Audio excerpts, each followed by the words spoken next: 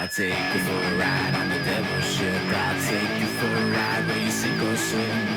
Now come with me and let this story begin. Let's do this. This is number 7 now. Viva, this is it. This is the record. You've broken the record. You shattered it. Now I'm setting a better personal best. You know what's gonna happen? This is just gonna become our. We're gonna change everything. It's just gonna be the news with us. It could be Pantelis and Frei. Yeah, it's Talk just Montreal news. Why not? Oh yeah. So what's been happening? I want to know first about that 14-year-old kid. Well, I keep hearing different things. I don't know anything that is not publicly accessible, so I haven't, I don't contact people to verify information, and even still, what do? Ask for ID from the 2 ladies online who are saying they're his sister. So I saw one says it's his sister, and the other one says I'm his aunt, and they're fighting. One says I think is Justine, and the other one is Simone. Simone, yeah. Spitzer. But that one looks like a fake profile. I was told both profiles are legit. Simone on Facebook, you can check. But for anybody who doesn't know, the bottom line is, City News Edmonton reported the other day. I don't mean to smirk because it's an anger smirk. They report the other day Alberta records this youngest COVID death, 14-year-old teenager. That's the headline. Yeah. You read into the article. The summary of the article, for those who don't want to read the 6-paragraph article, says that they logged their youngest death from COVID. It says from. I'm not paraphrasing. Then you read the article. Dina Hinshaw, who's the CMO of Alberta, says, there were severe, complicated underlying, what's the word I'm looking for? Not comorbidities, but pre-existing condition. Okay, which were? Well, so then apparently there was a Facebook post coming from someone named Simone Spitzer, who purports to be his sister, and says, the kid in that article is my brother. He died of stage 4 brain cancer, diagnosed in January 2021 and admitted to the hospital in August. So he's been in the hospital. I saw that post, but that girl looks like a fake profile. No, you could check some old posts. I mean, because I checked it, I couldn't see any other posts. It looked like the account was created in May. No, this account, the one that I checked, she had whitish blonde hair. Yeah, that's the one that I was looking at. It said like May or something. No, it was an older account. Okay. And she's got, various social media profiles. In as much as you can verify online without calling her up and saying, hey, can I see your driver's license? Because I saw another lady commented and said, that's my nephew.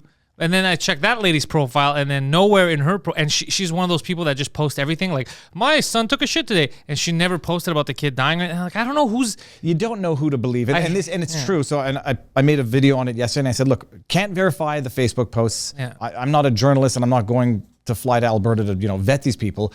But from the article itself, you get all the information. Yeah, the article is misleading when you go headline and says body. Youngest COVID death. The summary says 14-year-old died from COVID. Then you get into complicated pre-existing conditions, and they may have played a substantial factor in his death. So already, setting aside the fact that the kid, by all accounts, had stage 4 brain cancer, even from the article itself, you know that you're being misled by the headlines, and you can start to question, like, once you get bitten once, you can ask yourself, how many times has this happened in the past? And I never thought to ask the question, because I thought when they're relating COVID deaths or COVID-related deaths, they're not talking about potentially terminally ill people who are potentially being tested while in comas. That's what happened to the kid, just to determine if they're COVID positive, to then attribute what would have otherwise been an inevitable death, especially when you're talking about a 14-year-old. That story can traumatize a lot of people for obvious narrative or political purposes. I don't know why they had to sensationalize it. I'm already traumatized that a 14-year-old was terminally ill with brain cancer and passed away. That already, to me, is devastating. And imagine, like, it's so atrocious that you have the news, setting aside the Facebook post, which we can't verify, you have the news overtly exploiting the death of a teenager for patently political narrative purposes. The kid had complex pre-existing underlying conditions, even according to Dr. Dina Hinshaw. And so they run with a headline that says, youngest Albertan to die from COVID. That is misinformation, and it should shock everybody. You can't even let teenagers die in peace, and you can't let their families grieve in peace without trying to spin it politically against the will of the family, but it's anonymous, so, no one will know who the kid is. Oh, yeah, because they're like, well, we're not giving your name away. What do you can't give the name away. You can't also divulge other medical information because the doctors in this case can't come and release confidential medical info to say, there's a little more to the story. So you're stuck with Dina Hinshaw, who, if anybody hasn't seen the video of her, I will say, don't want to say religiously disinfecting her hands. I will say. Oh, the whole, she's a lady that takes off the mask on the podium. Gets up to the podium, spritzes, we don't have any here, but spritzes her hand, takes off her face mask off her own face with the tips of her pinkies, like you'd think her face was toxic. I understand her. She is disgusting. I would want to keep my hands away too. I don't make fun of the way people look. I just make, I will pick on what they say and do. Yeah, I'll do both. She puts down the mask, then she disinfects her hands again, because apparently her face is so toxic that after having taken off her own mask, she must disinfect. Yeah, it's much. It's much. It was a 45-minute press conference, maybe an hour. She did this every time she got off the podium and got back onto the podium. And people were saying, people might rightly be saying that this could be a manifestation of OCD and, serious mental distress over a prolonged period of time, possibly. But I'll give her that one. I compared her initial press conferences to now. She was not doing this ritual in the early stages of the press conferences. So this became something that not just her, others have started doing. Is it lockstep or in goose step? Whatever. Have started doing. Lockstep. But do you think, because it might not even be, I take it as theater, it might even just be unconsciously that they're doing it because they're so, it becomes OCD. You're so used to doing this, they might really be nervous. And I don't say this lightly because I have my own experiences on issues of OCD without getting into it. But we all? Well, and the issue is, fine. If this is a manifestation of some underlying stress disorder that is being exacerbated by the situation, you don't have that person being the spokesperson and giving the medical advice for a province, because I'm with you. You can say if she's suffering from something, that's fine, and there's no need. You don't make fun of it whatsoever. But you then don't have that person be the spokesperson, the face of the decision-making aspect itself, nor do you arguably have someone who's going through something mentally related be the decision maker on policy under the context, because her judgment could be off. You say this, but the current president of the United States clearly isn't all there. This is so. If anybody doesn't follow Jack Posobiec on Twitter, he's gotten some things I think maybe wrong sometimes, but no one hasn't. Yeah. But my goodness, he's got some ins, and the stuff that he posts that turns out to be true afterwards. But apparently, recently Joe Biden fell asleep, chin to chest during, I forget what the meeting was. Yeah. And then, it was a nephew's wedding or something. And then when he woke up, insisted on having a sandwich from a specific restaurant. Look, it's kind of amazing. I'm loving this. It's not to make fun of it. There's obviously something going wrong with Joe. I mean, it's clear, and it wouldn't be the first time that you've had an unable president or an incapable president, and other people, pulling the strings, making the decisions. It's happened before, so it's not so crazy to think. I think the problem is that presidents always have to be so old. The problem is that they have to have experience, but look, love him or hate him. Get some young guys in there that are good. Well, forget that. Love him or hate him, Trump is old, but had energy of an ox. Yeah, I didn't even realize he's in his, he's 70s? Two years younger than Joe. What the? Poseidon, fact check me, but I'm pretty sure. Yeah, Trump's not a spry chicken, but no, he's in his 70s. He's 2 years younger than Biden, as far as I remember. But he's got a lot of spring in his step. Look, there are some people who age better, and there are some people who deteriorate more rapidly. It's quite clear, because we've seen Joe for the last 4 years. The deterioration has been rapid. Yeah. But for goodness sake, look, I just ran for my electoral district for politics. I know what's involved in that lower level competition. It's immensely stressful. It's 24/7.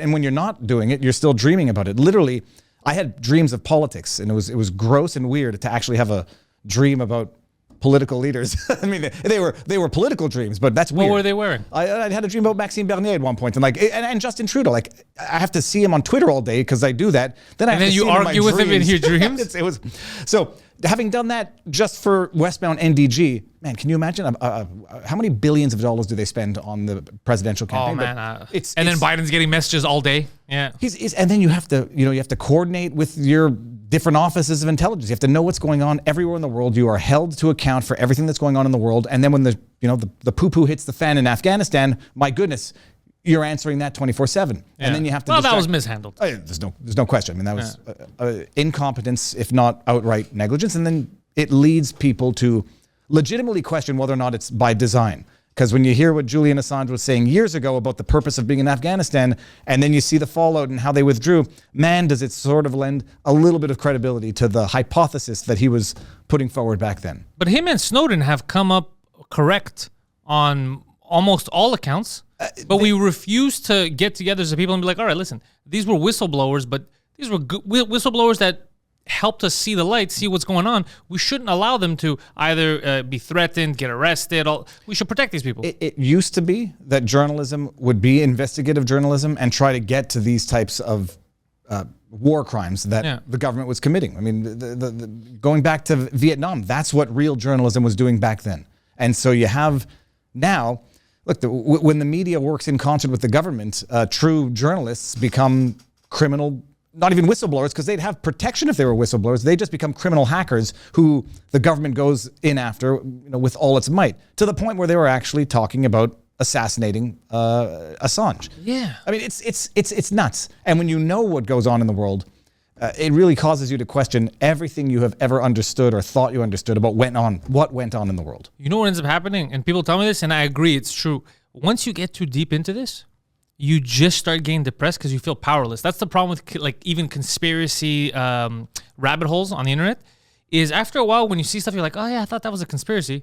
Turns out that one was true. Does that mean that this one is true? Does that mean that? And then you lose your mind because you're like, even if it's all true, I can't do anything. Can you imagine if everything you ever thought you understood of the world was actually as much of a lie as what you just discovered yesterday was a lie? Like I sent that article of the 14-year-old teen to die from COVID in Alberta, and I sent it to some people, and some of the responses was, I'm sure this doesn't happen often. Oh no, it happens very. And I thought they meant kids, kids dying. Oh yeah. I meant no, the news getting it wrong. I was like, once you know that it happens once, you have, in fact, not only no reason to presume that it has not happened before, you have every reason to presume that it has happened before. And I remember from the beginning of the pandemic, people were saying, they're counting motorcycle accidents as COVID deaths. And I was like, that's preposterous. How could they do that? Why would they do that? Then you find out, there's incentives for the hospitals to have COVID patients, have COVID deaths, treat people with COVID. Is that the same here? I don't know if it's the same here. I know in the States it is, because one of my buddies, I'm not going to divulge too much, so he's at a big hospital in the US. And in the beginning stage, in the few months, he was very, very upset with everything that was happening, because he goes, dude, this is fucking suspicious. We're getting money for each person, and in the hospital, we're kind of incentivized. We want them to get COVID. And he was talking about he goes, this one old guy, dude, they won't let him out, and they've tested him 12 times this week. Like, they're hoping he catches it too. I was like, that's so fucking weird. I don't know if it was the same in Canada, but we know what was the case in the States, where they had certain amounts allocated for treating patients with COVID. So this was in Seattle. Once you get money involved, you know it's going to get corrupted. But people were saying this from the beginning, and I didn't disregard people as conspiracy theorists back in the day. I just approached certain stories with more skepticism. And then you hear a story where you know that they just tried to lie to you. And instead of saying, holy crap, they've probably always been doing this, you say, this is a one-off. I need to go back to believing what I believe, because I'm so emotionally invested in it that if I admit to myself that I've been duped about pretty much everything I took for granted as fact, I must be an idiot, and my world around me will, as I understand it, will shatter. And people don't have the mental fortitude or the mental honesty to say that might actually be the case. And when you get into it, call it getting red-pilled, or once you're out of the matrix, once you see it for what it is, yeah, they've probably always been doing this, or something along these lines. You have to not take it personally. Like, I know myself, in the beginning, I was like, I was thinking, oh, am I an idiot for believing it? Now I realize, no, I wasn't stupid to buy into it, because the entire organism that is the media all fed me the same stuff. So there's been a lot of times where I've fallen for something that I was like, oh, that's 100% true. Look, everyone's saying it. And then facts come out and you're like, well, actually, I was like, oh shit, I was duped. But it was an orchestrated effort to dupe me and everyone else. Absolutely. It wasn't that I'm an idiot, you're an idiot. It happens. I'm just more critical now. The Ivermectin horse dewormer. I mean, Rogan did some good calling out. Oh my, well, okay. This is my video today, is breaking down a deceitful answer when you see one, because Sanjay Gupta thought he could hem and haw and distract and deflect his way out of that. Let me tell you something about my boy Rogan. He doesn't play that shit. No. It was a darn direct question. But here's a prime example: horse dewormer. And once you realize now that the FDA, which is supposed to be a trustworthy medical body, gets political and puts out a sassy tweet: "You're not a horse. You're not a cow. Don't take ivermectin." When we all know, first of all, yes, ivermectin is used as a horse dewormer. But yes, it's also used to treat humans, and apparently it's treated 1 billion humans. Yep. Like we had a dog, not this one actually, but another one, who we actually had to put on Prozac. So they have canine Prozac, which is, somewhat similar. Was he suffering an existential crisis? What was going on? He was a bad dog, and we had to send him back to the breeder. Much, huh? Yeah, with 3 kids in the house, you can't have a dog that gets into modes where he would snarl and bite, and we tried. For no reason. He may have been traumatized by other dogs, and then it escalated into something, or he might have just been a one-off bad temperament. But we had to put him on Prozac, and one time we ran out of his Prozac, and I had to go to the pharmacy to get a Prozac, a human Prozac. The human Prozac was $15 a pill. The doggy Prozac was $30 a month. And they said, jokes aside, like, a human could in theory take the dog Prozac, but you don't because things are different. Yeah. So the difference between drugs that humans take and drugs that animals take, we're not idiots. But when the FDA comes out and politicizes a medicine that has been used to treat billions of people over periods of time, because there's only 7.5. A Nobel Prize winning. A Nobel Prize, but it was won for. I think it was an anti-parasite medication. So it wasn't, the Nobel Prize was not awarded for treating COVID or treating viruses. It was for treating parasites. But to come out in concerted effort, and it's not, Joe got a diagnosis from a doctor, so they're actually also calling his doctor a malpractitioner. But another prime example, but people don't know that they're being misled, manipulated, duped, and they just come out of this saying, Joe Rogan's a nutcase who takes horse dewormer. I mean, that's... And then it's just Joe Rogan's the only reasonable person in that room. Joe Rogan is a very, very smart person. Yeah. And it's just, the problem is you get a platform so huge, everything you say, becomes scrutinized and dissected. And then if you say anything bordering on medical discussion, you're a UFC fighter commentator. How dare you? Stay in your lane. I dare. But he's a smart guy, and he can assess his own facts, and he can use his platform the way he wants. But once you just understand the media is lying to you, because there's no other way to accept it. The media is lying to you. The only question you then have to ask yourself is, have they always been lying to me? Is the New York Times 1978 more honest than the New York Times today? Probably. Does that mean that they were not being influenced by political motivations for certain stories? Absolutely not. Just read Noam Chomsky, Manufacturing Consent, and you'll get all the historical examples you need of where the media was doing exactly what it's doing today, but under different contexts for different political reasons. And I will put something on the media right now. I think, because the media here, I don't know what the mandates are everywhere, but I know here we have a mandate that they're pushing where the healthcare workers, doctors, nurses, whatever you are, if you refuse to get jabbed, you would be suspended without pay. Now that's called fired, by the way. That's called fired, and it's also coercion because you're really pushing someone. You're like, you want to eat? It could be even called battery because it fits the definition of battery. But sorry, I cut you off. Well, but you're falling in the same point that I was trying to make. So right now, not only is it threatening, it's very aggressive, but I feel like the media, who right now is demonizing these doctors and nurses, it's their decision. Right? We forgot about our own bodily autonomy. It's their decision, but they don't follow it. They're complicit, probably, in making these people not want to get jabbed because they've been working in the hospitals. They see whatever they see. They make their own decisions. Now, you're seeing false information come out from the media repeatedly. You're like, you know what? I feel like they're blowing out of proportion. I'm working here. I don't see the same thing, right? So if they make a decision to be like, I think I can handle it myself, or I already caught it, I'm more protected now, I have an immune system, a natural immunity, all that, and you're coming out now as the media, and they're doing it locally, where they were heroes a year and a half ago, and then now they're villains, like, get them out, we don't need them. We're horribly understaffed. We need them. It is, again, going back to one of the conspiracy theories, and if everyone sees it, conspiracy theories from the beginning, that this was a manufactured crisis, not a manufactured pandemic, but rather a pandemic or a crisis that was... They took advantage of it. Exacerbated, exploited, and then subsequently manufactured. People said this from the beginning, and I'll start slowly. Yeah. I think it's out there. I think COVID exists, and I think it's killed a lot of people, a lot of vulnerable elderly people, or a lot of vulnerable people. Did the same, yeah. But the question is, at what point does the crisis get co-opted by the government to the point where you can call it now a manufactured or exacerbated crisis? We're in a pandemic. We are being locked down. We are being compelled to take vaccines. We are being compelled to wear face masks because we don't want to overwhelm the healthcare facility. It was 2 weeks to flatten the curve so as not to overwhelm the healthcare facility. François Legault, it was 1 month curfew, January 2021, not to overwhelm the healthcare facilities. It lasted. It lasted 5 months. What do they do now? Let's fire some doctors. Let's fire doctors who are unvaccinated. We're not firing infected, sniveling, sick people who are trying to, bust down the doors to come into work.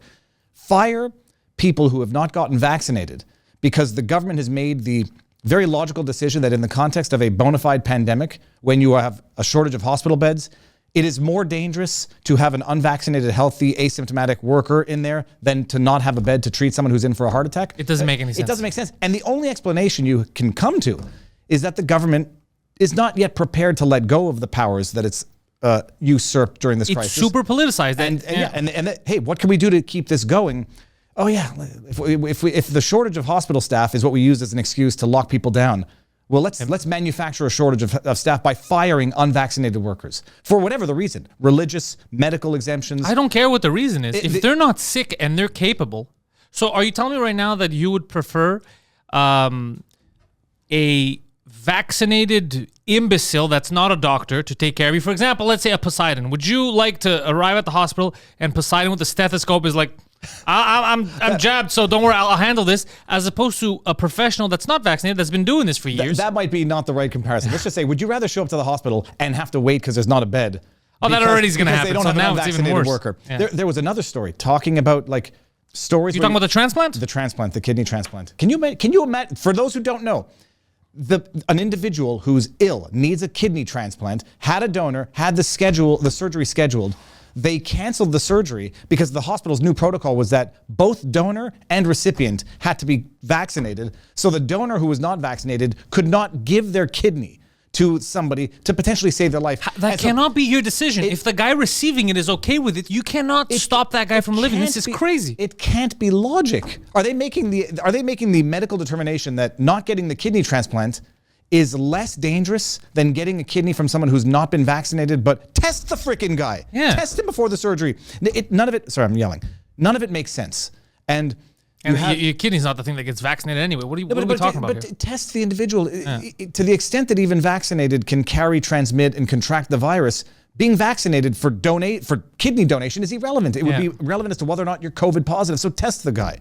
But now this dude who's waiting on a kidney, set aside, aside from the stress that this causes, which could be enough to kill someone in and of itself, he's got to wait for a kidney now because the donor wasn't vaccinated. And that's the science that they use to justify what they're doing. You cannot help but come to certain conclusions, and you cannot blame people for coming to those conclusions. But when you have our governments now, 2 years into the pandemic, invoking the shortage hospital crises across the country, and worth noting that in Saskatchewan and Alberta, not only have they not increased the hospital ICU beds by any meaningful number, I think they've actually gone down. At the very least, you're roughly about the same 2 years after. $150 million in ads later, at least in Quebec, no more ICU beds. They've done nothing to actually increase capacity. What they're doing right now is crippling what is already a strained system by firing the 4%, from what I understand, unvaccinated healthcare workers. And I would like to see, they won't say it because I think I know the obvious reason why they won't. I'd like to see the religious and ethnic breakdown of those unvaccinated healthcare workers, because I guarantee you, if it wasn't intended to be a racist policy or a discriminatory policy, it is. It is, and I've said it from the beginning, and I'll say it out loud. I guarantee you that this has a disparate impact on religious and ethnic minorities, because the healthcare system already, I think it was overrepresented in any event by certain ethnicities or religions. There is no question that there's going to be overrepresentation of certain ethnic and religious minorities in those who are being threatened to lose their jobs. And so it's illogical, it's unscientific, and it's discriminatory. And yet you have the likes of Elias Makos on CJAD 800 this morning. It enraged me so much I had to turn it off, saying, if we can make the life of the unvaccinated more difficult in order to coerce them to get vaccinated, I'm all for it. Talking about healthcare workers. That is a propaganda statement. If we can coerce and make the unvaccinated lives, and he's talking about doctors and nurses. He's talking about the people that are going to save his life if he goes into the hospital. Yeah, he's talking about people that are way more qualified than him. He's talking about people that give back to society way more than he ever could or has. But he knows better. He knows better than them, and he knows better for those people. And I'm using Trudeau's words. Those people who are putting us all at risk. He knows better than them. He knows what's good for them. It's atrocious. But you see that you have the likes of CJAD receiving all that wonderful government money to run COVID ads, to toe the political line, getting out there to get that propaganda to their listeners. If we can make the lives of the unvaccinated more difficult in order to coerce them to get vaccinated, I'm all for it. Just replace the word unvaccinated with any anything. other demographic. And you don't see even what- have to. It's also illogical because that doesn't make sense when you're vaccinated. The whole reason why it is absurd. I'm going to a gun range. I know you're not coming, so you better put your vest on that day because I'm going to the gun range. It doesn't make any sense. No, to steelman the argument, they're going to say that the vaccinated. This was true at a time. I'm not sure that the science says it anymore, but the unvaccinated were less likely to carry the required viral load to transmit as easily as the unvaccinated. I'm not even sure that that's true anymore. That's not true anymore. But one thing is for sure, if you display fewer symptoms because you're vaccinated, that might be good for you. But that might mean that you're walking around with just as much viral load as the unvaccinated, but you're not symptomatic, so you don't even know. But exactly. So the people that are in danger, let's say, are always going to be the unvaccinated by that logic. So then why would you make it sound like they're putting you in danger when they're just putting themselves in danger? Especially, I mean, it's the logic. It's so frustrating. Knowing that the vaccinated can transmit the virus. If a vaccinated healthcare worker is in the system and they are carrying and can transmit the virus but don't know, that makes sense. Whereas if they're sick and they're symptomatic because they're not vaccinated, they stay home like most people do when they know they're sick.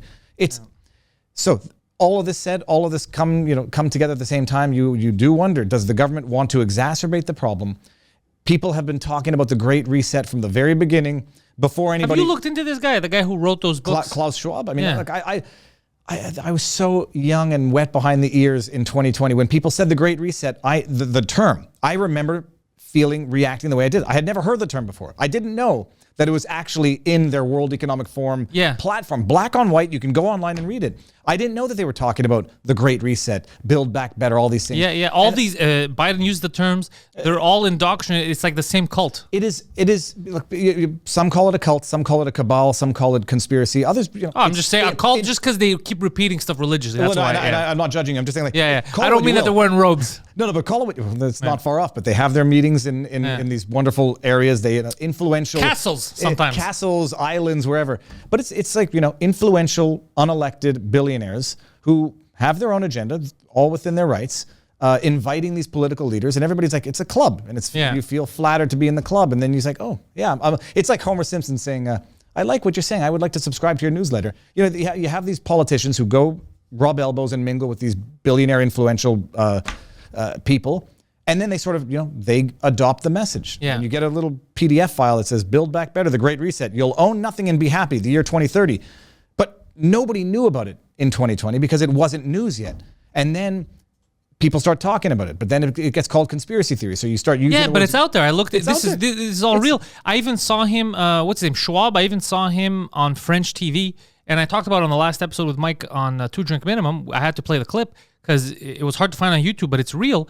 He's talking on French TV, and he's talking about how obviously the Build Back Better, we're going to get to the point where you will own nothing, but you're going to be happy. Just listen to us, like this extreme digital communism, but also how the digital and the physical world are going to mix. And he goes, you won't need all this stuff that you have now. You're just gonna have one microchip. It's gonna start on your clothes, then it's gonna go into the skin, so it's easier for you guys. He goes, it'll be able. Sometimes you won't even need to write. You'll just be able to think it, and it'll happen. I was like, what is this guy talking about on TV? But who the hell is this guy? He's an unelected individual. That's the thing. He's not even policy, and that's what Mike said. He goes, this guy's not even a scientist. He's an economic forum guy, and he's dictating policy. This is crazy. And he's not dictating. He's just strongly recommending. He's saying this would be the ideal world, and then you get benevolent dictators like Justin Trudeau who say, yeah, wouldn't it be great? Oh, forget your QR code on your phone. Let's just put the little chip in your hand. I don't want the chip. Just so nobody thinks I'm crazy. I forget. No, the chip is a real. It's a real thing, the size of a grain of rice. And it's a real thing. I'll tell you why that doesn't scare me, but I don't think I would not get it. But why that doesn't scare me is because already I'm more than chipped on my phone. You see what I'm doing. You know what. So I just don't. Why are we mixing? Like, if you're going to mix something that's mechanical, biological, do it to help me. Do it to stop cancer. You're going to do it so I could scan the checkout quicker? Get the fuck out of here. Like, how lazy are we? It's nuts. And, unless I absolutely have to have the outside of the world meet the inside of my body, I will not do it. But, no, that's... Look, and that's where some other. Me, it's the not owning anything and being happy. The state dictates everything. That's what scares me. And you realize it takes time to beat people into accepting that, but you can see how it happens. Now you have people who are happy. They get to leave their house because they've been locked down for 5 months, where 2 years ago, 2 years ago, you would have been outraged at the scientific dystopia of a world that would ever have been, but now you're there. And now you're like, forget international travel, forget crossing the border to go to Albany to go shopping at what's the American store? Target. One of those stores. Forget that. Forget the life we ever once knew about going to our parents' place without being terrified, about having Christmas dinner without. No, now we get to leave our houses, and it's a big sigh of relief. That's how they do it. It's a drip, drip, chisel away at your psyche. And I tweeted it the other day, but it was a spiritual understanding of a revelation, although others have gotten there much earlier.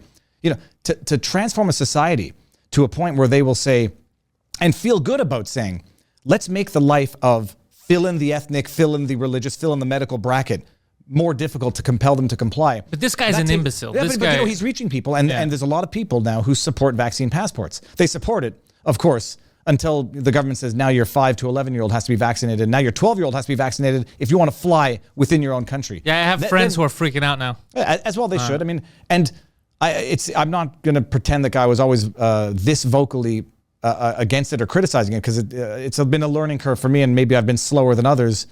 Some will say I've been slower than others. I'll just say I've been more meticulous in making sure the information that is influencing me is accurate. But yeah, you come to the point where even the people who supported the vaccine passport, now they can't travel with their 12-year-old unless they vaccinate their 12-year-old for a virus which has statistically virtually no risk for that child whatsoever, except now in their own minds they think a 14-year-old just died from it in Alberta, so I'd better vaccinate my 12-year-old. I mean, this is how it works. This is how it works. It's a big organic system of manipulation. I'm not for the passports. I really don't like them. I'm for vaccination. I'm for technology moving forward. I love the fact that science can create things like this. Now, clearly, from what we're learning now, we don't this vaccine, if anything, is not that effective. That's why they're talking about more doses or whatever. So we may have rushed a gun there. So that I don't like. Tell us the truth from the beginning. Don't experiment on us. But I'm not against vaccines. But I don't like the idea of a passport, especially for something that most people, 99% of people who contract it, get over it, right? It seems like overkill. And you're going to have people who are going to tell you now, oh, but you didn't object to mumps, measles, rubella, whooping cough vaccine when, kindergartners have to be vaccinated. I wasn't around. Well, my response is always the same. It's like, look, when the COVID vaccine has the same proven safety, proven safety takes time. You can't prove safety in 2 years. When it has the same proven safety for a demographic that is not at risk for that which they're receiving the vaccine for, okay, then they don't think twice about it. When it has proven efficacy, I mean, it's not even the fact that it might not be as effective as they thought. Even if it's totally ineffective, I just want to make sure it's safe on a demographic that doesn't... it's not at risk from the original thing for which they're being vaccinated. So when it gets there, I will have no problem accepting or making reassessing then. But as it is now, it's a new vaccine. People have different risk brackets for the virus. So the older you get, the less of it's more of a no-brainer. Like when you're 70 some odd, what is it called? The respiratory, whatever, COPD. When you're a 70 some odd year old COPD, it's probably a no-brainer. You don't have to worry about certain things that kids developing immune systems have to worry about, pregnant women, yada, yada. Yeah. But when you're talking about compelling 12-year-olds now, again, you're going to start asking some questions. What is the actual underlying motive? Is it to protect a 12-year-old from a virus that really does not pose that much of a risk to them? Except now you have fresh in your mind a 14-year-old who died from COVID, even though they had stage 4 terminal brain cancer. Is it to protect the adults? In which case, are you in fact subjecting children to unnecessary risk in order to protect the adults? And in which case, is that not getting basically a principle of humanity backwards, that the adults protect the children and not vice versa? I mean, we're not living in a time where you sacrifice children anymore to please the gods and protect adults. Oh, I didn't get that memo. No, when they're saying okay, we got if the argument is you have to vaccinate a kid, subject them to additional risk that the virus itself doesn't pose for them to protect adults for the greater good.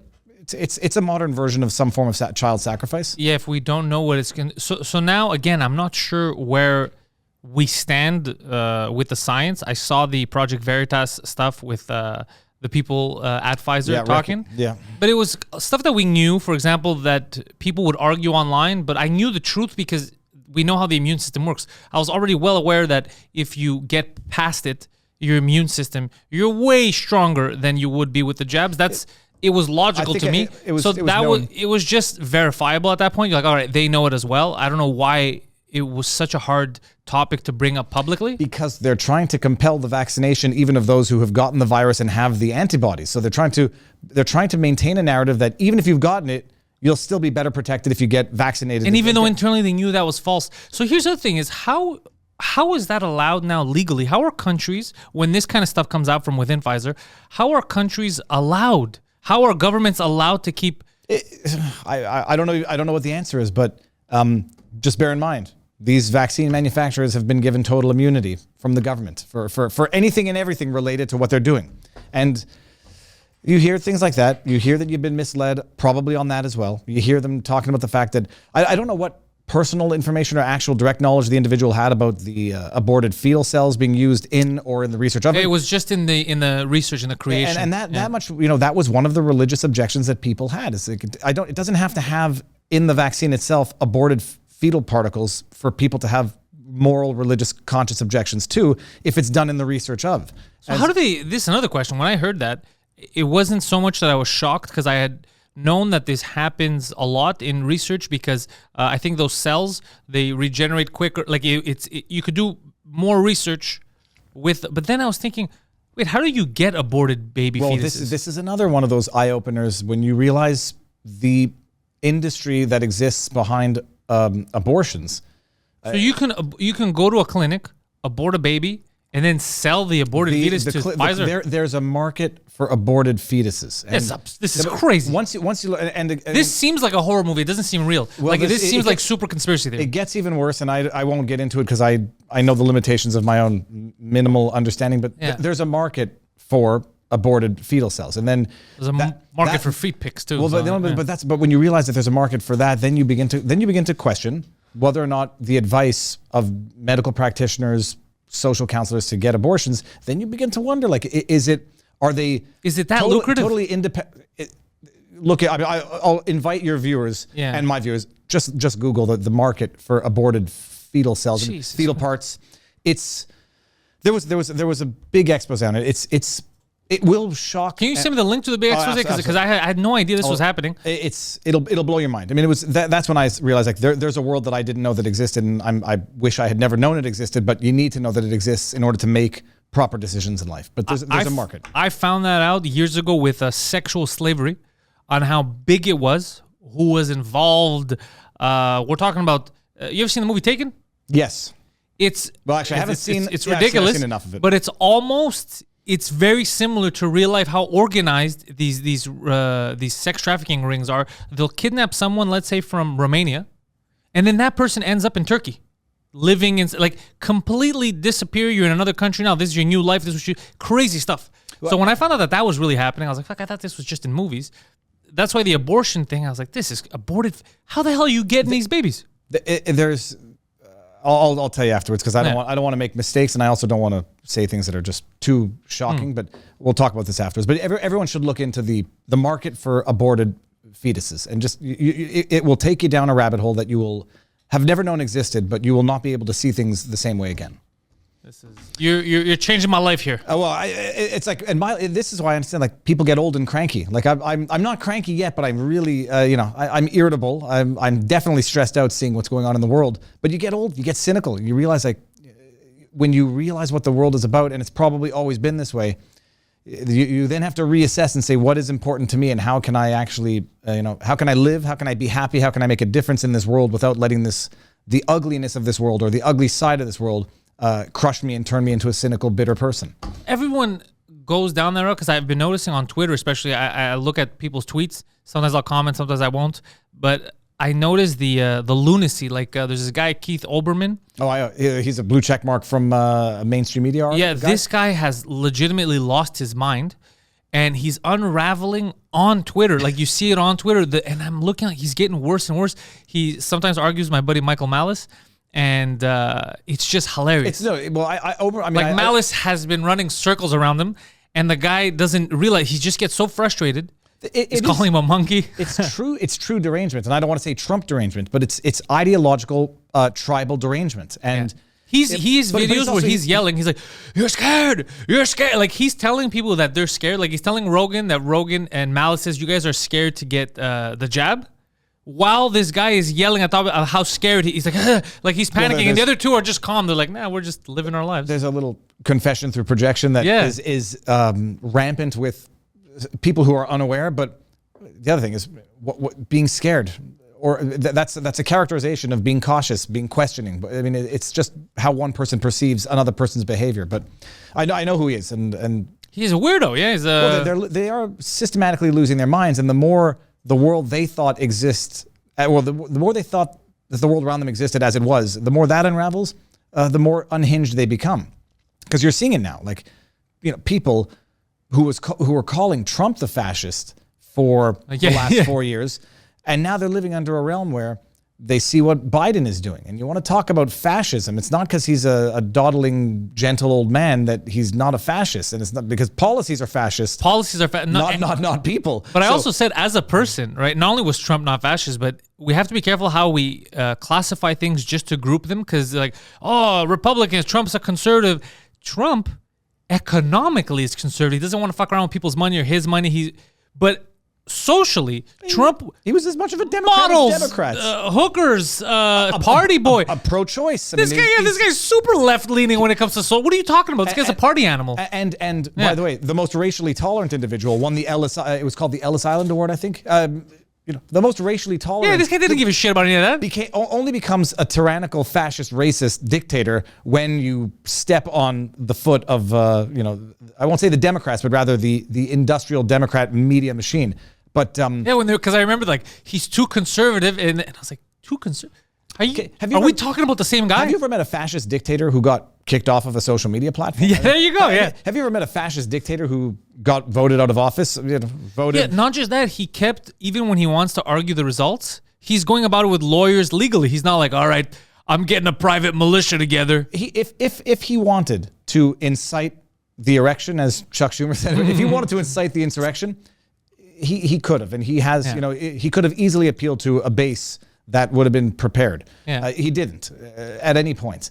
But I did a video breaking down, for anybody who doesn't know, Eric Coomer, the Dominion executive who, Dominion voting machines. Oh yeah, they're suing someone. So Eric Coomer's suing Giuliani, Sidney Powell, Gateway Pundit, OAN, you know, Newsmax. For defamation of their software. Of his character. Okay. This guy was the executive. He was in charge of product design and security. Eric Coomer. The company, Dominion. Didn't they get hacked? No. Well, no, I don't know about that. But Dominion is also suing for defamation because, you know, Sidney Powell, Giuliani came out after the election and they were talking some shit. They made some very outlandish, unsupported claims thus far. But I watched 4 hours of Eric Coomer's deposition, where this guy, who is an executive at Dominion Voting Systems, creates a Facebook page in May 2020 after George Floyd. For the year of the election, is posting Trump is a fascist. Anyone who votes for him should unfriend me. He's an asshat fascist dictator. You're all effing retards. This is what he said, because I don't use the R word myself. I do. He says, no, but you're all effing retards. If you vote for him, if anyone votes for him, unfriend me, yada, yada, yada. He posts up videos. I love people like that. He posts a video from Dead Prez. What a song. He posted another song, Fuck the USA. Yeah. And then in his Fuck deposition. the USA? Yeah, in his deposition. I don't take kindly to those words. No, but then he says, you know, do you still stand by that? And he's like, I stand by that. I stand by that post. This was my private Facebook account. And I only deleted all these posts after the election because people were weaponizing them to promote a false narrative. It's not a false narrative.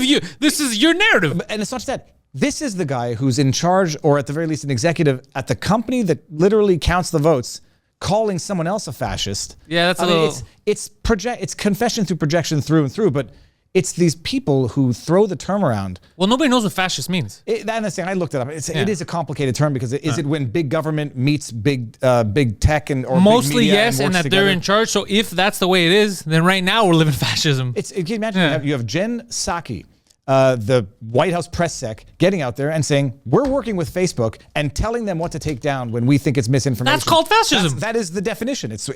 We've usurped the media to control the message you get both from the government and from the media. As far as I understand, that's fascism. Whether or not it's totalitarianism, whatever. Not yet, but who knows? We're getting there. But so now you had the people yelling at Trump being a fascist for 4 years, and now they see what's going on, and even they are starting to say, holy crap, maybe Trump wasn't so bad, but because he lets you do whatever you want. Well, You just have to let him tweet whatever he wants. That's it. You imagine the tweets were the issue. Like there were no wars, there were no. You're going to say there were scandals. The FBI fabricated Russiagate hoax. Yeah, that wasn't even real. The only scandals we had is that they weren't even scandals. Like the locker room talk. Yeah, if you told me that Trump didn't think that way, that would shock me. Well, I had a different take on this, or it was a take that other people had. But when he says you can just grab him by the blank, did that surprise anyone? No, but in my, when I heard it, I was not hearing it as Trump saying this is what I do. I heard it as him saying this is what is done. This is what people do there. Yeah, that's what he said. And it's 100%. We now know accurate. It's the Weinsteins. Yeah. It's the Epsteins. It's the Ghislaine Maxwell's. Yeah, I'm not saying he was wrong. He was. His assessment was correct. The way it was attributed was false. They said Trump is saying that you got to go and you can do that, but that's not what he said. He said when you're this famous, you do whatever you want. Nobody tells you anything. You can go grab them, and he was right. Then we found out that that's happening, but I don't think he said it to foreshadow that. I mean, he just said what goes on it, but we all knew that's what goes on. But they attributed it like they were saying Trump admits to committing sexual assault. I mean, this is where you just realize that you're being misled. But no, but that was a scandal, and I love that Billy Bush still has not been able to recover from his role in it. But what was his role? He asked the question. What was his role? It's the revolution eats itself. But Billy Bush, hilarious. He's like a child that's an adult. You know what? You ever seen him? He looks like a adult child. You can't tell. I'm just saying he's got to be very angry at the world because other people have come back. Jeffrey Toobin comes back and Bush is like, I was this close to being popular enough to start grabbing people by the pussy, and they took it away from me. They destroyed him. But you have just so everybody also understands the whole Russiagate thing. When I call it a hoax, it's a bona fide confirmed. Fake. It was super fake. It was the FBI because people don't know this. They still think there was some truth to it. No, this was the FBI. Yeah, this was declassified. Through Kleinsmith, the lawyer for the FBI, fabricated documents to submit to the judge to get an unlawful FISA warrant or a renewal to spy on Carter Page so that they could get from Carter Page to spy on the Trump campaign, despite the media saying that Trump towers were not wiretapped. They were surveyed. Yeah, they were surveyed. And ultimately, it was determined to be that the only people actually colluding with the Russians was the DNC by getting foreign, they called it opposition research, but it was actually just bullcrap, fake reports of Trump wrongdoing, paid for by the DNC, by foreign operatives, leaked to the media so that the FBI could rely on those phony stories to justify their spying. I mean, it was bunk through and through. This is going to be a good movie in a few years. It's going to be... But it might be too complicated for people to really, truly understand. But someone's got to make a documentary on it. I don't know who's going to do it. But no, so that's it. It's just don't want people thinking like that. If people don't know the truth behind that, that'll be an eye-opening experience. When I realized how the FBI, how the intelligence agencies have been weaponized for political purposes, you can never look at them again the same way. Yeah, and this makes it difficult to have a conversation also because with a lot of my friends, because my circle is kind of vast. I have people who think just like me, people who think the opposite of me, people who are way more calm and subdued than I am, and they take things with a grain of salt. And the conversations have been so wacky. They're like, that's crazy. That's a conspiracy. And then I'll show them, and they don't know how to react. They're like, that was then. No, not even. They're just like, I don't know what to say. No, I know that, I know what you're showing me, but it's still, I can't process this. Operation Northwoods, the Department of Defense talking about staging and carrying out terrorist attacks on Americans, airlines, movie theaters. It was only not implemented because JFK struck it down, was subsequently assassinated a year and a half later. I'll tell you why he got assassinated. Let me tell you. But then hold on. The punchline, then you look at 9/11 and you have people saying 9/11 looks like carrying out of Operation Northwoods, but those people are nutcases for questioning the official narrative. But then you say, don't make me get into 9/11. I got stuff. No, that was in the 60s though. But the government. I got some 9/11 stuff. Let's hear it. Okay. Well, before I get to 9/11, JFK. I had done this in university. Actually, I wrote a report, and this was in history class, and I had to cite all of my my sources, obviously. And I remember the teacher. I got a B+, and she said you would have got an A or an A-. But the only reason why you didn't is because it wasn't written like a historical paper. It read like a movie, she goes. But I had to this is a history, American history, she said. I had to double check everything because I thought it was too fantastical. And I had to double check your sources. And then I learned stuff. She goes, I didn't know. What year was this in that you wrote this report? It was between 2007 and 10, Okay, 2007 so and the 10, internet somewhere around there. exists and Wikipedia exists. Yeah, at the time. internet existed, Okay. but I didn't get off Wikipedia. I forgot where but I looked hard into it. So what I theorized, I basically outlined what happened at the time frames, and then you kind of draw the lines together. But one of the things was he had trouble because he looked at the economy and he goes, "This is kind of weird." He goes, "We don't really control our money. This isn't even an American bank." So what he was instituting, since he found out that I think their gold reserves were false too. They didn't have the gold reserves they thought. So he said, no, we're changing everything. We're going to be in charge of our currency. And there was an executive order that he passed to institute the silver standard. You can still find this. This was an actual executive order by the office of the president to have the silver standard instituted, and they would be in charge of their own money now. Forget the Federal Reserve, which is not federal, as we know. And then he gets offed. Not the first time. Other presidents have met serious ends whenever they decide to mess with the central bank. Suspicious. It'll sound crazy to people, like, well, you Yeah. know, it was just a lone gunman. It was just, things happen. But Yeah. you put things in the broader context and you actually learn information. Yeah, I mean, George Bush Sr., who was part of the CIA at the time, that we find out years later, he was in Dallas at the time. What was he doing there? There's a lot of things I was looking into. Now you're taking me down the rabbit hole. I was just content with Operation Northwoods, and then maybe being reluctant to call people who question the official 9/11 narrative conspiracy theorists. Once you know what the government was prepared to do in the past, it's not going to be. Well, what they different. have done, and this has been declassified too, and I bring it back to 9/11, is there's a lot of cases where the FBI will find people online. They'll pretend that they're extremists. They'll indoctrinate them. They'll force them. They'll give them equipment, and then they'll stop them right before they commit a crime. You're the ones who gave them everything. This is the FBI. This is the Gretchen Whitmer kidnapping plot. I mean, that's it in a nutshell. Is you have more FBI agents, informants, and participants setting it up, training, providing the infrastructure, the weaponry, the intelligence. You have more FBI agents and informants involved in the plot than actual allegedly independent criminals. I mean, how many times have they done this before? And then you look at the Whitmer plot. Now we all know about it. More informants and agents than actual culprits, paid informants. Now you look at January 6th. Poseidon, can you look up? I think it was Dick Cheney that wrote the case for the New American Century. Type in Dick Cheney New American Century, because I think it was Cheney that had brought it up in the 90s.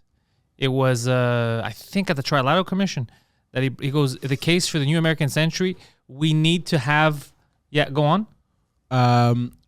Project for the New American Century, Wikipedia. Yeah, can you? What does the cover look like? If you find the cover page, and when was it written, and who pushed that through? This is something I'm gonna have to look into. Yeah, this afternoon. I think it was the New American Century. I think it was that. But it was a book. No, it was a paper that he gave to. I think it was the Trilateral Commission. They were just talking about how can we shape the New American Century. What do we need?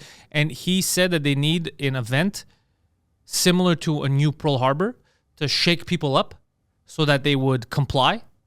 We got the Patriot Act right after, which, by the way, they're no longer in Afghanistan. Why is the Patriot Act still in effect in the States? People should ask themselves that. But the cover page of that, this was in the 90s, was the World Trade Center with the crosshairs on it. Oh, I found some. That's it. Wait, what? Yeah, anyways, tell me what you found. Rebuilding America's Defenses, a report of the project for the New American Century, September 2000. Dick Cheney, right? Hold on. Strategy, forces, and resources for a new century. September 2000. Yeah. I'm just saying, I went down the rabbit hole so hard with this stuff for years. So I had looked at everything that was fake. There's a lot of fake stuff out there too, that the buildings the planes weren't real, digital. All that stuff's nonsense because there's no proof of it. It's just people theorizing. However, there's a lot of actual stuff that is very suspicious that happened around. And then this is where you do begin to wonder, like the whole Q movement of the election. You do begin to wonder if that's you have nonsense. No, too. but that's the thing. It is, and I'm not saying it's not. The issue is, do you have? It was nonsense that undermined the legitimate stuff of the election. So the question is like, do you have agencies promoting the more egregious misinformation so that it can undermine from the legit research, the legit criticism, the legit issues with it? So you have Q coming in and saying, German servers being seized and vote flipping at the machines, so that nobody even takes the actual constitutional argument seriously anymore because you lump them all together. Did the same thing happen back in the day? Once it's happened once, you can just conclude that it's happened before. And also, a lot of these organizations. I'm not saying it was like they flew the planes themselves or whatever. No. We know what happened. We know that. What I'm saying is behind these people. If you look at the money, you look at first the Pakistani defense minister who was funding via the Saudis a lot of these hijackers, and the Americans knew about it. Then where did the Saudis and the Americans were allied? So then why the fuck are you paying people to? So there's all kinds of weird transactions happening. These people are known entities to the they're known, intelligence. to the intelligence community, and they speak. And then when you look at, like, let's say ISIS, when you see who was funded, there was a time where in the Middle East, one, what we would call fanatical terrorist group, was fighting another. But they were funded by two different arms of the American intelligence. It's fucking crazy. I remember an article praising Osama bin Laden from I think it was the Boston whatever. You realize it, and then it's Mark Twain. History doesn't repeat, but it tends to rhyme. Then modern day, you have Fauci, government official, coming out and saying we don't fund gain of function. There's a feather there. We don't fund gain of function research. Then lo and behold, they don't. They just fund the money through an NGO. Yeah, that does. Exactly. So it's everything. It's mutatis The lie detector mutandis. determined that was a lie. Yeah. No, it's just mutatis mutandis. They don't do directly now what they do indirectly, and they've done it time and time again in the past. And you can't go back to looking at things the same way. There is no reason on earth to assume or believe the government is any more trustworthy and transparent today than it was 50 years ago, 20 years ago. And anybody who does is just ill-informed, ignorant, naive, or doesn't want to know because it is too difficult to some extent to know what actually goes on in the world around us. But here's my, I had a true crime podcast from my French podcast. She was here, and she told me something that I think about too. If it was a conspiracy, like let's say 9/11 or whatever, I feel like the amount of people that would have to be implicated, someone would have said something. People can't keep their mouths shut. I tend to agree. George Bush was the biggest moron apparently of any president, but smart enough to have orchestrated this on itself. I don't think he orchestrated anything. I think, because you could see in his face when this was happening how shocked he was. I think if anything, it was Cheney. I don't trust this guy. Yeah. Bush seemed like the perfect gullible person to put in there because it looked like he legitimately felt, kind of like Obama, he legitimately felt like I can make a difference. I'm the president. Like he felt like he had power, and then he got in like, you have no power. Same thing with, look at how Obama changed after 8 years. He's one of those guys that you feel like he went in there. He's like, I'm gonna make some change. This country is going. Well, you do realize. Yeah, and then you're like, wait a second. What do you mean I can't do that? I'm the president. Like, shut the fuck up. No, there are forces beyond the leaders, and you do tend to wonder who's influencing what. But my paper was called "The Men Behind the Man." Not bad. Yeah. The Men Behind the Man. Yeah. That's a damn good title. Has that never been used before? I don't think so. It's going to be used now. Yeah. I might steal for a gay porno. That's not where I was going with it. I know, but I thought it was a good title. I used to write so much that when I was in university, I had to write these papers. That's why she said it seems like a movie, because that's what I was writing. I used to write scripts, so it felt very grandiose, but it was a legitimate. Even what's going on here in Canada sounds like a script, sounds like a movie. You have research going on in Canadian research facilities. Yeah, in Winnipeg, right? Yeah, and I don't know the details, but I just know it's connected to China. You have Trudeau blocking requests for information from the government, saying that these entities don't have to respond to the government. I mean, why do we change? This is the thing that shocks me is why are we all okay and the media is not doing its part? We can't just change the rules in order to keep protecting the people that are in charge. The rules need to apply globally. What drives me nuts is that I don't use the word public servant in the degrading sort of you owe us we owe you.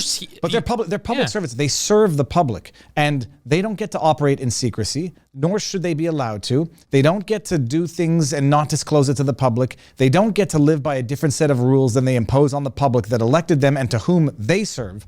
But government's got it all backwards. We live to serve them and not vice versa. We live in fear of them and not vice versa. And look, bringing it back to the election, and we just reelected the same crap. Yeah. People don't. By the way, what happened? Did he not get the popular vote? Oh God, no! Did he not get the popular vote? He was reelected with the lowest showing of a vote from what I understand in the history of Canada. Yeah, so they got. I'll tell you why this shocks me, because the way the media ran with it. Oh, it was a victory for Trudeau. Yeah, but they said, what did they say? They said he's the people have spoken, they want him. I go, well, technically, didn't the people not want him? So first of all, it was the lowest turnout in a while. I think it was 57% national turnout. I think there were 16 million votes. That's a little embarrassing. I think you wonder why, because I think people are just fed up. Yeah. But which is irritating because people should have been enraged to the point of voting for the PPC. But what was it? So 16 million total votes. It was like something like 30% of that went to Trudeau. And then, the rest split up with the 30%. Conservatives. It was a third, give or take. I might be getting the numbers wrong, but he was basically reelected with like the least amount of votes conceivable to be reelected with a minority government that effectively is the same as it was before. $600 million. $600 million, which was only $100 million more than normal because, they had their $500,000 on single-use pencils and what was it, $3 million on plexiglass. What the hell's a single-use pencil? Because it's COVID. You have to single-use pencils. Chuck it. What? We're throwing out pencils. $400,000 on single-use pencils. 3.7. Wait, hold on. $400,000 on single-use. Why do you have a single-use pencil? Because you have to vote with a pencil. Yeah. And you can't use another pencil. I mean, that's how COVID spreads, is through pencils. Why don't we just wipe it? Dude, I don't know. But by the way, then they had 3.7 Can we have million. single-use prime ministers and throw them the fuck out? What's going on here? I love it. He touts his success as a prime minister as I eliminated single-use straws, and then implemented single-use masks, single-use pencils, plexiglass. It's nuts. It's like measuring your successes, but Hey, when I ignoring your voted, I failures. didn't have any plexiglass. Well, there's that cardboard box. $3.7 million of plexiglass, and then there's all the other stuff. But and then they asked you for your information when you went, your phone number, name, so they could contact trace you in case there was an outbreak attributed to the voting booth. Yeah, they didn't do that to me either. Well, they didn't. It was not mandatory, but they didn't let anybody know that they didn't have to provide that info. But bottom line, we had an earth-shattering crisis over the last 2 years. We've had systematic corruption from this guy from day one, 2 ethics breaches, 5 apologies, corruption through and through, mismanagement of the crisis, disdain for the citizenry, divisive, racist discourse. Hey, he coming out doesn't of seem to like the natives either. This guy. and reelected. But what can you do at that point? Sitting here watching this happen, it's not just that, had there been a difference, had he been reelected with a bigger number, I'd say, okay, well, people like him. Yeah. Good. Had he been kicked out of office in shame, I would say that makes sense because that's what I think should have happened. Yeah. Status quo, like nothing happened over the last 2 years, nothing happened over the last 6 years of his PM Marie prime ministership that would not have changed people's minds. People are just struggling to eke by their daily existence. They can't get involved, they can't get informed, and they'll just vote the way they voted for the last 5 years as though nothing happened. Yeah, you're a smart guy. I hope so. Explain to me what's going on now. They're talking about universal basic income being a thing that we have to implement. If I understand correctly, from what he told me yesterday, but remember he's borderline insane. That is Poseidon. That is Poseidon. It's going to apply to everyone. And there's a limit, I think. Poseidon, was it 50K or something? So it's going to apply to everyone, and you can get universal basic income. It's going to be about 30 to 40K a year. What is it, Poseidon? Something like that. Now, isn't that going to cause massive inflation, or am I not understanding the economy properly? Let's see what Poseidon has to say. Well, no. Basically, if as soon as you start making more than 50,000, then the UBI Drops a bit. Starts getting lower, but everyone's getting a basic. Well, so I had this discussion briefly with someone during the debates, and I used the term UBI. They used another term. They said it's not universal basic income; it's a living wage. Right. And so it adjusts as cost of living adjusts. Look, I think I'm reasonably smart. I know the limitations of my own knowledge. I just know basic common sense. I don't know where that money comes from. I don't know if you're printing it, it's going to cause inflation. And even if you don't, just redistributing so that everybody has a certain amount of money. I mean, that causes inflation itself. Yeah, if everybody has it, they go out, prices just go up. That's just because everybody knows. I know minimum you have 1,500 to spend. You have it. You're going to buy the same stuff. It's going to drive the prices up because the commodity of money itself becomes less scarce. Right. So, but I don't know. I'm not an economist. But at least your head's at the same place. No, I said it's like, okay, well, and they said, no, don't worry because it adjusts for inflation. I was like, that doesn't make sense. Then now you're plugging in the extension cord. Yeah, now it's just going to keep going up. No, you're plugging in the outlet back into the extension cord thinking you've created endless electricity. That's not how it works. So I don't, the idea of, here's an idea. First of all, people who are making a decent living don't need support. The issue about people who need support is not to give people endless support, because it's the old paradigm of life. Teach a man to fish. Catch a man a fish, you feed him for a meal. Teach a man to fish, you feed him for a lifetime. This is not, you don't give people support so that it's endless. You give people support so that they can get on their feet and make their own living and make their own existence on this earth. Yeah, successful. Yeah. And that does mean, like the Walmart jobs and the minimum wage jobs. When people say you can't live a life off of those, well, I'll repeat the words of my labor law teacher from Laval, Régent Breton. Who that might trigger a lot of people because he's a very well-known guy. And what does he do? Well, he's an eccentric professor out in Université Laval. Like he has scarves and such? No, he was as right-wing as they came in Laval. So people called him a right-wing extremist at the time. But bottom line, his theory, and it's not just his, these jobs were not meant to be living jobs for most people. Oh, I agree. And so is that an extremist point of view? No, it's like you get learning work experience as a kid or part-time as an adult if you have other stuff, and you move on to bigger and better things. They were not supposed to be jobs out of which you were supposed to have for life and raise a family. So this is supposed to be the same thing as support. When you need support, it's supposed to carry you through the tough time so that you can then get back on your feet and earn your own existence. The difficulty is that you become dependent on it and you just never do it. And, right. and we're seeing it, by the way, in real time on a sort of a more micro scale with this CERB, the Canadian Emergency Relief Benefit. You give people money endlessly. They don't need to go out and get a job. And then what ends up happening, we're seeing it now, is that the people who've been getting CERB are not going out to get jobs. There's a labor shortage in the market pretty much everywhere, which drives up prices, which makes the 2,000 CERB that they're getting worth less at the end of the 2 years. So it's a whole devastating ecosystem that it feels good in the moment. Hey, I'm going to print up CERB for everybody. First of all, you got to cash that check at some point in time. Second of all, everyone getting CERB, you got to pay tax on that at the end of the year. Imagine the government giving you subsidies from taxpayer dollars, then taxing you on that. It's a little strange. Yeah, a lot of it hurts my head. That's the casino, taking a rake on a rake on a rake. I mean, eventually the casino gets all the money, and that's what's going to happen with this. But the secondary issue. But they've been giving CERB, renewing it right until after the election, conveniently. I thought CERB was over.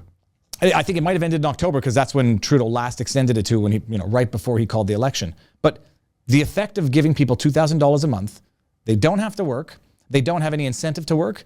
There is a labor shortage out there. You'll see signs for help wanted everywhere, even in McDonald's. Yeah. I mean, and so it drives up prices. It drives up the cost of doing business. And it makes your CERB worth less. It makes all of our money worth less. So it's a broken system. How do you fix it? But lo and behold, people just re-elected the entire same system. So we'll see what happens next time they have an election. It wasn't a big turnout. I think people were so depressed. They're just like, I'm not even going. I think they were depressed, but I think that I was a little, I guess, the PPC did have a threefold increase, so you can't poo-poo that. We're close to 1 million Canadians voted for the PPC. How the hell does the PPC not even elect their leader? That's shocking. Well, because he ran in Beauce. What's shocking is he lost in his own riding in Beauce.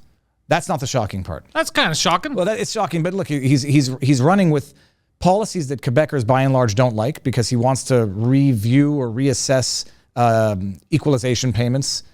He has some policies which are not popular within Quebec. How the federal redistributes the funds, and he says Quebec gets too much. These maritime provinces, they're not poor provinces, so they shouldn't be getting subsidies from the government that disincentivize them to become, natural resources, tourist attractions, to become economies on their own. They're not poor provinces. Wrong. He's not wrong. But it's not popular for the provinces getting those subsidies. But what the shocking part was that, I forget the guy's name, I think it was Leroux or whoever beat him, just the week before the election, had a decision come down from the Court of Appeal basically saying that this guy abused of his power as a political figure to grant his buddy an exception on a pork farming license because apparently one of his friend's neighbors had a pork farm, and once you get to a certain number of pork farms, you have to increase your distance from the neighbors because of the smell, yada yada. Not aware of pork farm politics, but I'll take it. I mean, either. So apparently the neighbor, who's his friend, exceeded the number of porks required to maintain a certain minimum distance from the other neighbor. The other neighbor didn't like it because of the smell inconvenience, sued him.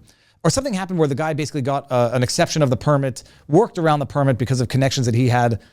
The neighbor sued, won. It went to appeal. Unanimous decision of the appeal the week before the election said that this guy abused of his power to grant special favors to his buddies, re-elected by a large margin. Why?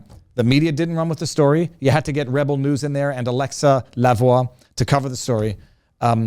Media didn't cover it. People didn't know. And then people don't care. You know what's funny, though? Is that in other places, you have a scandal. It's related to sex, drugs, very rock and roll.